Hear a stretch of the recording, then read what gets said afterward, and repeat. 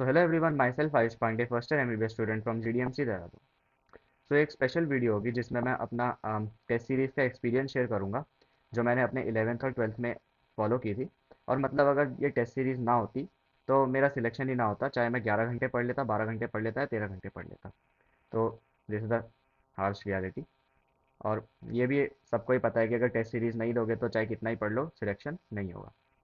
तो एकदम मतलब स्टार्टिंग से स्टार्ट करते हैं।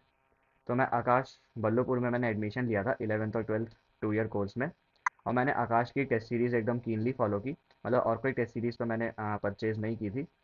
और मतलब ये वीडियो उनके लिए हेल्पफुल होने वाली है जो अपनी नीट की प्रिपरेशन अब आकाश से आकाश से करने वाले हैं, जो जब 11th में आकाश ज्वाइन करने वाले हैं। और ये मतलब कोई ऐसे टारगेटेड वीडियो नहीं है जिसमें मैं बोल रहा हूँ कि मतलब आकाश की टेस्ट सीरीज़ लो। अब ऑब्वियसली मुझे आकाश का एक्सपीरियंस है तो मैं वही से शेयर करूँगा।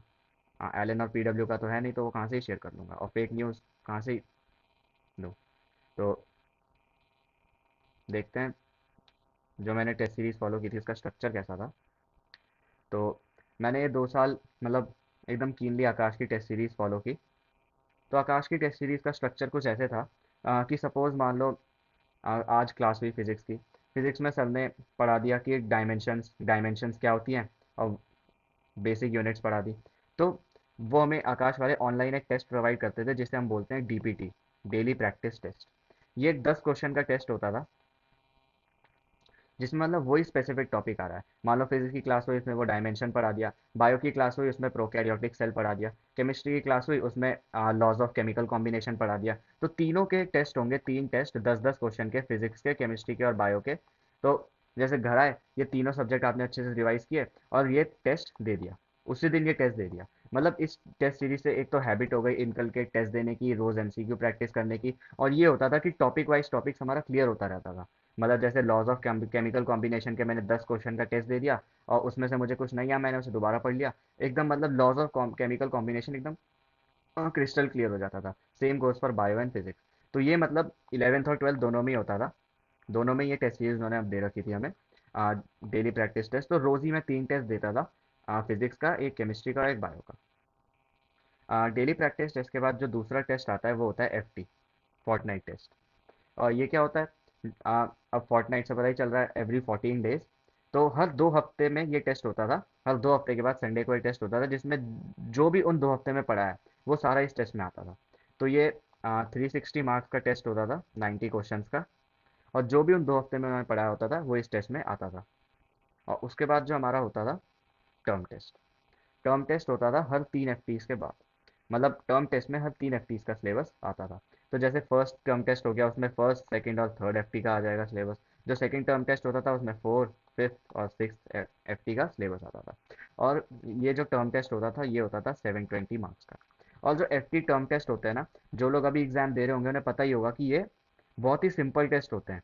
मतलब अगर आप नीट का पेपर देखोगे ना, आपको लगेगा कि ये तो इनसे भी सिंपल है, कि मतलब एफटी और टीटी से सिंपल तो नीट का पेपर है।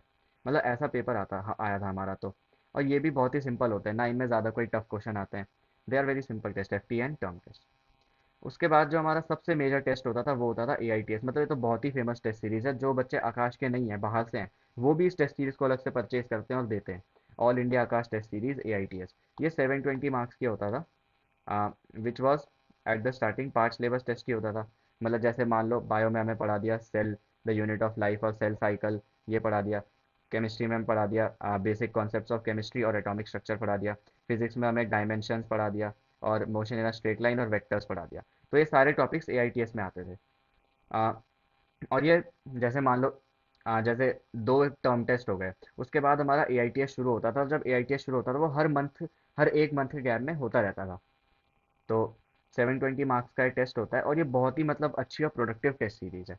और एक बात मैं आपको बता दूं, जो भी ये टेस्ट देंगे, कि जो फर्स्ट एआईटीएस होगा ना वो बहुत ही सिंपल आएगा। मतलब अगर आपकी प्रिपरेशन में लूप होल्स भी है ना, तो भी आप इसमें आराम से 600 प्लस स्कोर कर लोगे। ऐसा टेस्ट आएगा ये, और इसे देने के बाद आपको लगेगा कि हमारी प्रिपरेशन तो बहुत अच्छी चल रही है, हमारा तो पक्का सिलेक्शन हो जाएगा। लेकिन जैसे ही सेकंड एआईटीएस होगा ना, तब आपको पता चलेगा आप कितने पानी में हो और आपकी प्रिपरेशन कैसी है। क्योंकि फर्स्ट एआईटीएस, और या फिर चाहे कोई भी कोचिंग हो, उसमें जो फर्स्ट टेस्ट होता है ना वो हमेशा ही सिंपल आता है, ताकि बच्चे टेस्ट सीरीज में अच्छे से बने रहें। और सेकंड टेस्ट से फिर बच्चों को पता चलने लगती है कि हम कितना पानी में हैं। तो इसलिए अपनी प्रिपरेशन एकदम अच्छे से करना, और इसलिए डीपीटीज देते रहना और उनको रिवाइज भी करते रहना, उनके पेपर्स अपने साथ सेव कर लेना। ये ए आई टी एस था जो हर 1 मंथ में होता है। और जैसे हमारे 11th में 7 ए आई टी एस थे, मतलब 7 पार्ट सिलेबस टेस्ट थे, और उसके बाद जब ये 7 ए आई टी एस हो तो 2 फुल सिलेबस टेस्ट हुए, 2 full syllabus A I T S हुए। ए आई टी एस में क्या है ना, आपको ऑल इंडिया रैंक मिलती है अपनी, एक पूरा एनालाइजेशन मिलता है कि आपके फिजिक्स में कितने परसेंट गलत थे, पूरा टॉपिक देते हैं वो कि कौन सा गलत था, टॉपर का कौन सा टॉपिक गलत था, ये पूरा आपको एक एनालाइजेशन मिलता है उसके। और ये जो है ना, डीपीटी, एफटी, टीटी और एआईटीएस, ये 11th और 12th दोनों में सेम ही होता है इनका, मतलब 11th और 12th दोनों में ये सेम पैटर्न फॉलो करते हैं। और उसके बाद जब 12th के एंड में हमारा 12th का सिलेबस भी कंप्लीट हो गया था और 11th का भी हमने रिवाइज कर लिया था, उसके बाद हमारी टेस्ट सीरीज शुरू हुई, एनबीटीएस और पोल्स। सबसे पहले पोल्स हुए, उसके बाद हुई एनबीटीएस, और ये one of the best test series है। ये one of the best test series है जो मैंने मतलब दी थी। पोल्स क्या होते हैं, जैसे मान लो आपको एक डेडलाइन दे दी 3 दिन की, कि आपको इन 3 दिन में बायो का एक चैप्टर एनसीईआरटी से अच्छे से, फिजिक्स का एक चैप्टर उसके पीवाईक्यूज और उसके कॉन्सेप्ट्स अच्छे से समझने हैं नोट्स और एनसी पीवाईक्यूज से, और केमिस्ट्री का भी एक चैप्टर आपको दे दिया, आपको उन्हें अच्छे से समझना है। फिर उन तीनों के 20-20 मार्क्स के एक टेस्ट होते थे, 20-20 मार्क्स के, 20-20 क्वेश्चन के, सॉरी, 20-20 क्वेश्चन के एक टेस्ट होते थे, जिसमें पूरा एनसीईआरटी बेस्ड आता था। एनसीईआरटी से बाहर एक भी चीज़ नहीं आती थी, लेकिन एनसीईआरटी से मतलब वो इतना डीप क्वेश्चन देते थे ना, मतलब एक बार तो आप मेरे को भी डाउट हो गया था कि मैंने मतलब एनसीईआरटी सही से पढ़ी है कि नहीं पढ़ी है। तो मतलब पोल्स एक बहुत ही प्रोडक्टिव है अगर आप उन्हें दो। और उसके बाद जब 2-3 बायो के, फिजिक्स के, केमिस्ट्री के पोल हो जाते थे, मतलब 2-3 चैप्टर अच्छे से हो जाते थे, उसके बाद आता एनबीटीएस जो कि 720 मार्क्स का होता था।